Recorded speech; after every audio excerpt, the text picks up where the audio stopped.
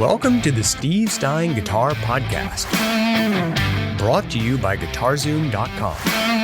If you want to improve your guitar playing, keep listening. If you want to improve even faster, go to GuitarZoom.com, where you'll find all of Steve's premium courses, masterclasses, and memberships that'll help you quickly and easily improve your playing. Now here's your host, Steve Stine.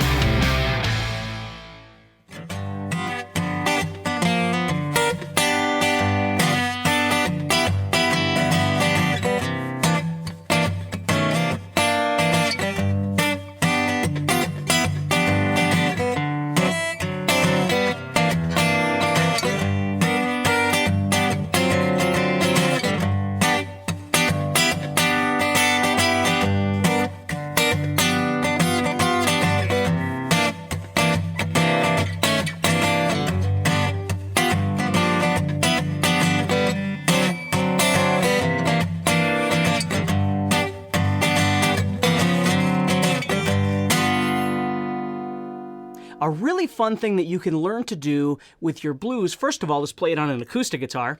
And second of all, is learn how to embellish using the scales that you already know within your playing. So let's say, for instance, we're going to play blues in the key of G. So we're going to be using G major, C major, and D major. Okay? But instead of just playing G major and C major and D major, we're going to turn those into seventh chords. Okay, so I'm going to take my G, take my pinky off.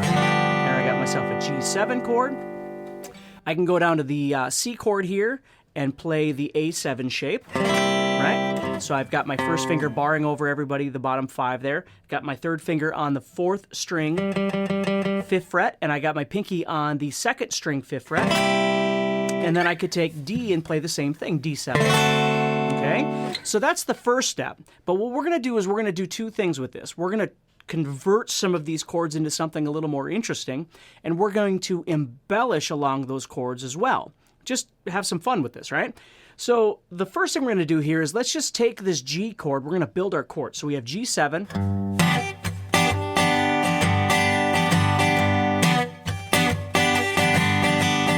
Okay, now again, you can strum the whole time, you can lift your fingers to create some space. Okay, I like to use the kick and snare ideas that I teach often, where you kind of separate the thicker strings from the thinner strings.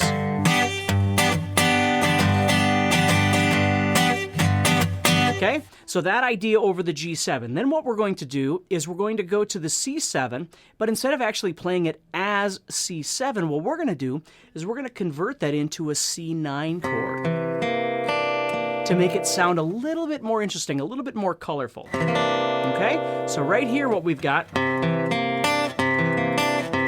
is my middle finger is going to be on the third fret of the fifth string. My first finger is going to be on the second fret of the fourth string.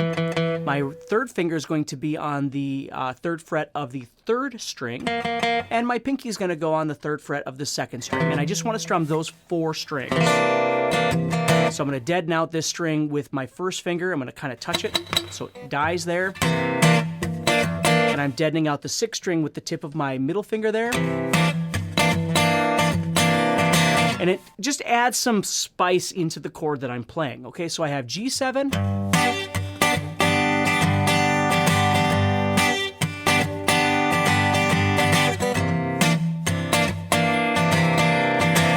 Okay, and then I'm going to go back to my G7.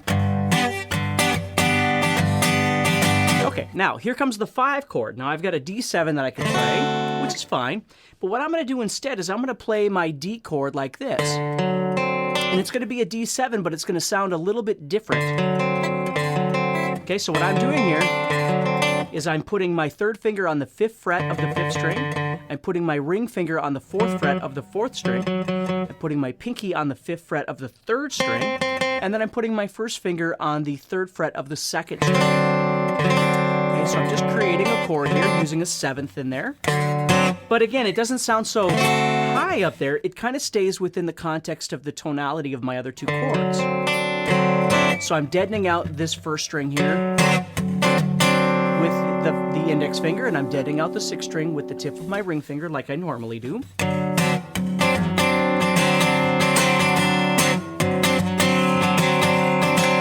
so here's what we got so far. Follow along, play along with me if you're ready. You know, you can watch this video as much as you need to, but let's have some fun with this blues, okay? So here we go. 1, 2, 1, 2, ready, and...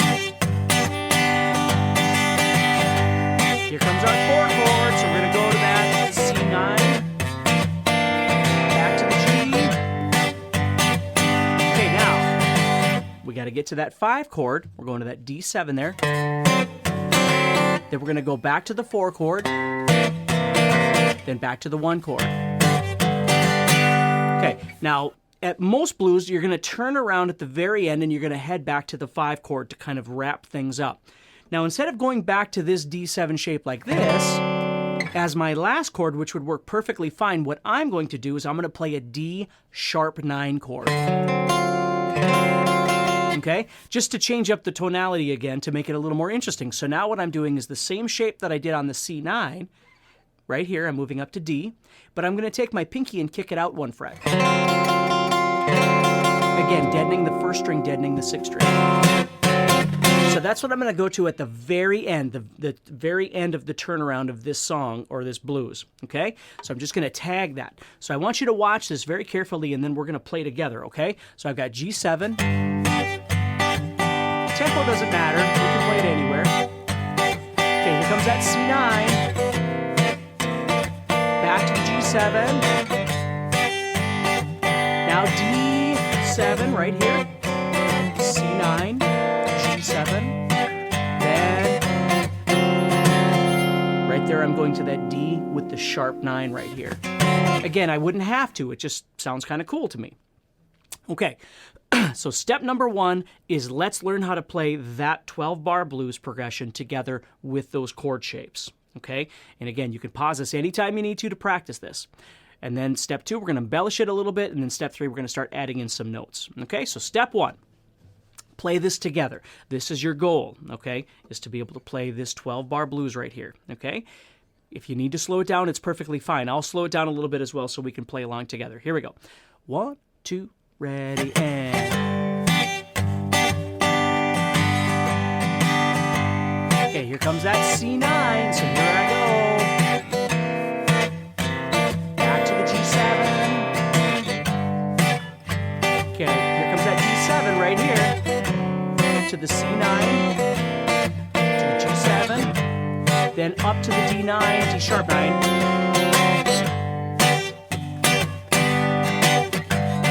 Play along with me. Let's have some fun with this. Here we go. Back to the G7. Okay. Here comes that D sharp 9. Okay, so that's step number 1, is develop that. And even if you only did that, it's going to sound a lot more fun than just playing open chords or 7th chords or something like that, because there's some tonal color going on in there. Right, your chords are changing color a little bit, which makes it sound a little more interesting. Okay, now let's start doing some really simple things like adding in some chordal chromatics. Okay, now let me show you what I mean. I'm going to play the same thing again, only this time what I'm going to do is just add in some subtle chromatic movements, and they don't always have to be chromatic. Chromatic just means half steps, right? So that's how I'm using it anyway. So here we go. So I have this. Now watch this. See how I just dropped back 1 fret? Okay? And there's no rhyme or reason to this. It doesn't have to be in any particular place, although I am going to start using them so you can learn from, but you can add these in anywhere you want. So here we go.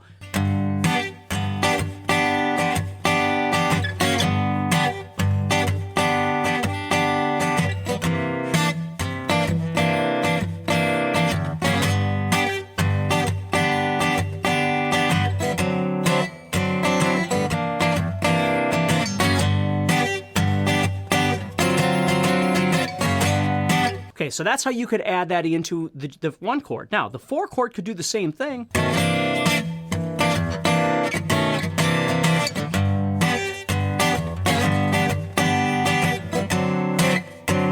Watch this.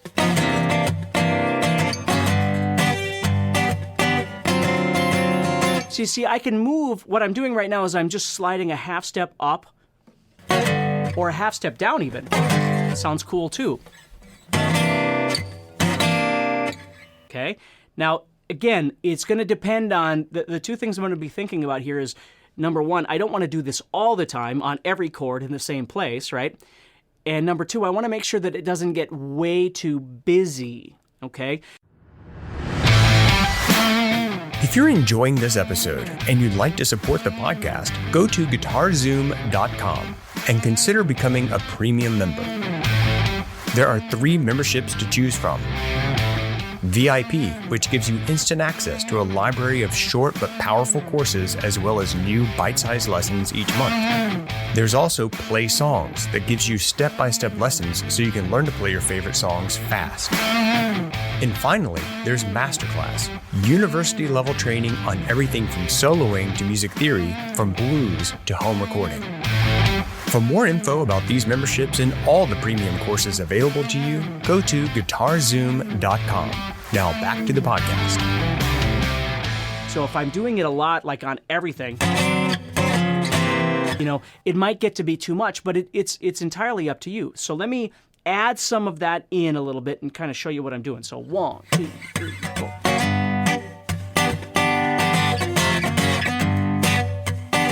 See that? Now I went.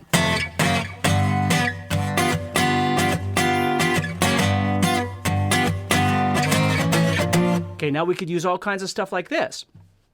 So again, bear with me here. I'm just giving you some ideas. So I've got 2 new ideas here. I've got my half step one, right? Now here's another one.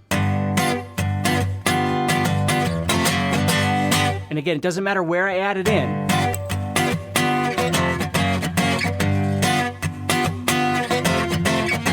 See how many different ways I can use this?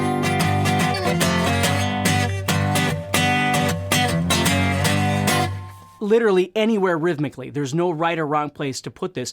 It's where it feels most comfortable for you. Okay? Then you got your C9 chord here. Now, you don't have as much room to work with here. If we were in a different key, you'd have more space to move. Because I'm in C, I'm not going to go like this off the guitar and then try and work this. I'm just going to use the half step. But I could use the one above it too, right? So I have, now listen to how cool this sounds now.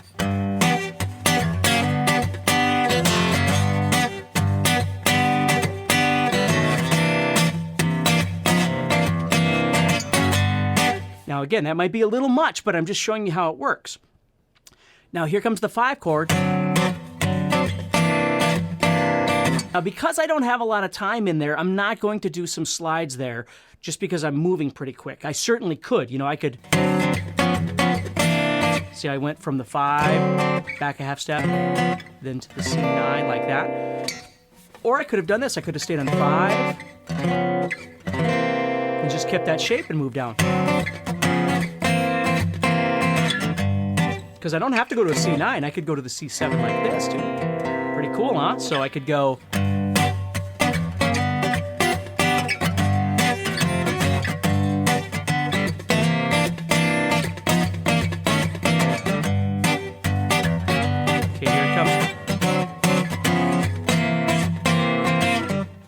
Okay, so already you'll notice with the combination of changing my chords, needless to say, using some rhythm in there, right? Not just using the same pattern over and over and over. And using this sliding technique. And it's going to take a little bit, like when I'm playing for you right now, I don't have any one particular place I'm sliding. I'm just adding it in as an embellishment, and that's what I want you to understand, okay? You don't have to feel like you have to slide every time on every chord in every position and do downs and ups and, slide up and slide down. And you don't have to do all of that, okay? The trick is to try and sell, the blues element with some fun in between to make it sound interesting to your listener. So your listener listens and goes, oh yeah, it's way more interesting than just going...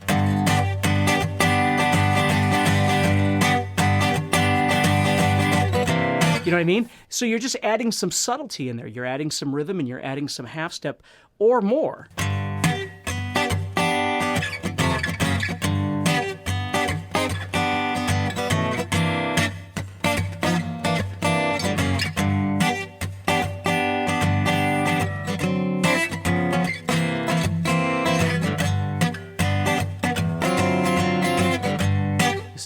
So it's pretty cool.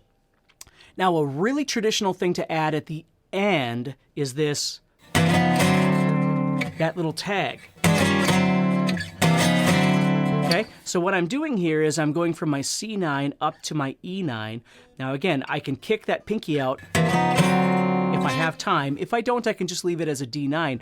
But it's a chromatic run from your 4 to your 5. So you're coming off the very end of your blues, you're going, sorry, right here.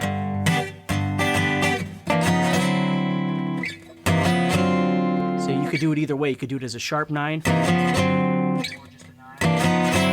Or kick your pinky out at the end. Okay?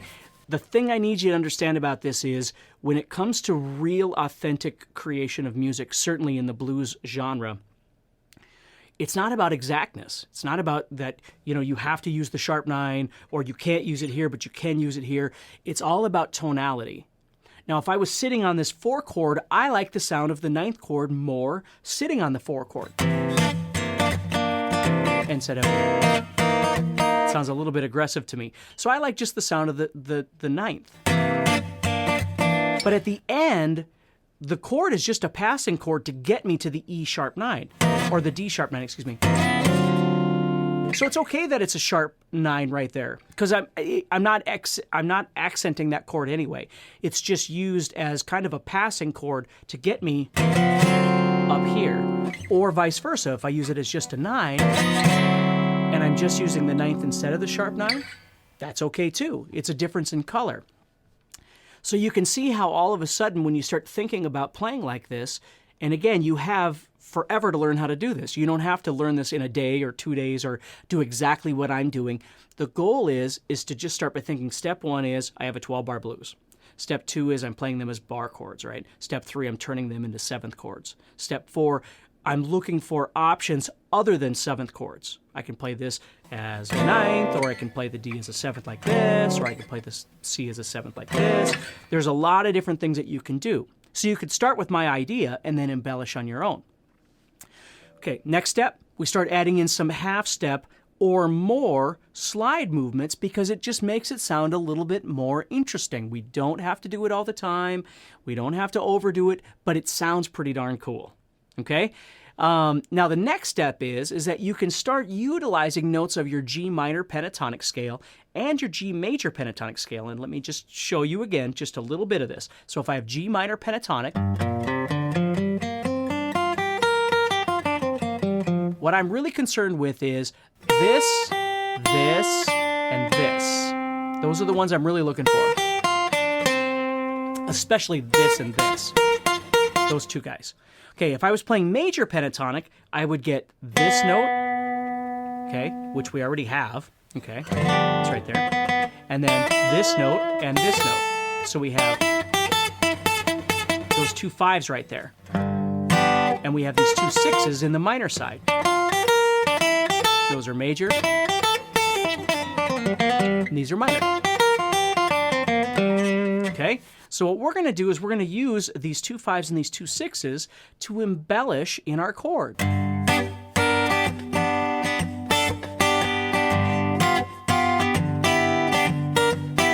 Now you could use those any way you want to. Okay? Any way you want to. You can use them a little, you can use them a lot, you can use them in any order.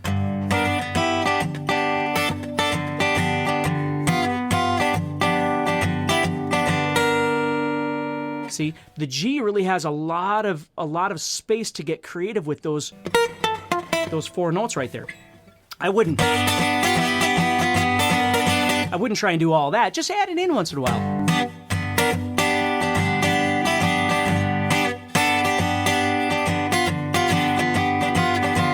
Don't overdo it like that. Just kind of throw it in once in a while.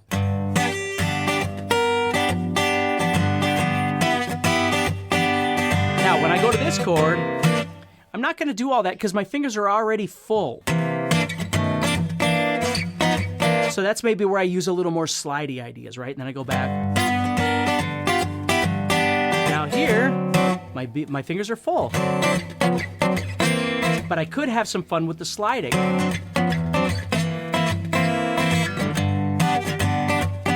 Now here's that. Okay, so over that G, it's really awesome to be able to add in these two sixes or these two fives. Of course, we're in G. We could do this anywhere, but okay. And another one that you can add in that's pretty darn cool, but it's a little bit harder to do, is to take your middle finger off the guitar and do a hammer on from the 3 to the 4 there. So you could be going.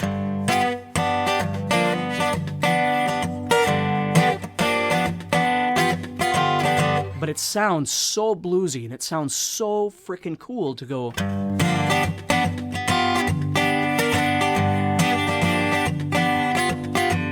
Okay, so that's another really neat idea that you can add into this as well, is just throwing that in there, that little hammer on over your chord.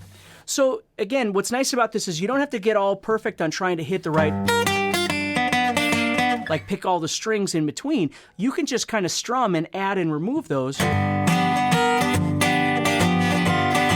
Now it's going to take a little time to get comfortable with it, and again, that's what this journey is all about.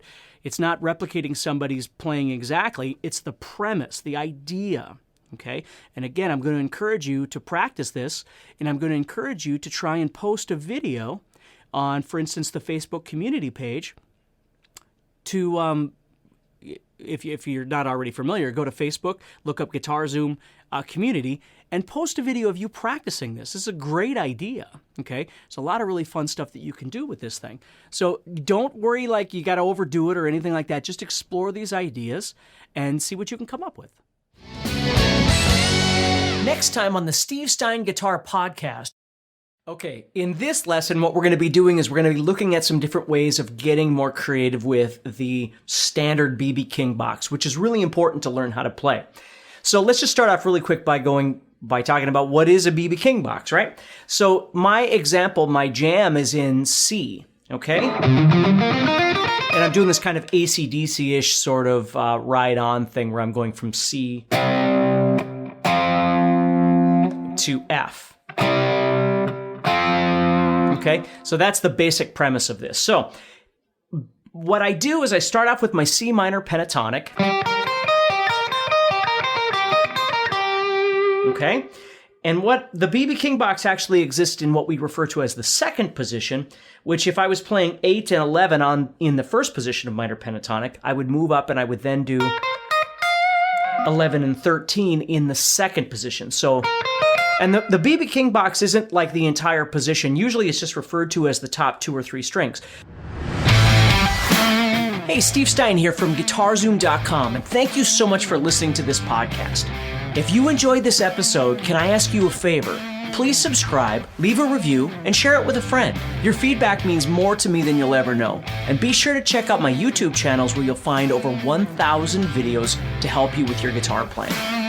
Thanks again for listening. Stay positive, keep playing, and keep having fun. If you'd like some help with your guitar playing but you're not sure how to get started, go to GuitarZoom.com and look for the Help Me Choose survey. By answering a few simple questions, you'll get Steve's personal recommendation of the perfect course for you. All this and more is available for you at GuitarZoom.com.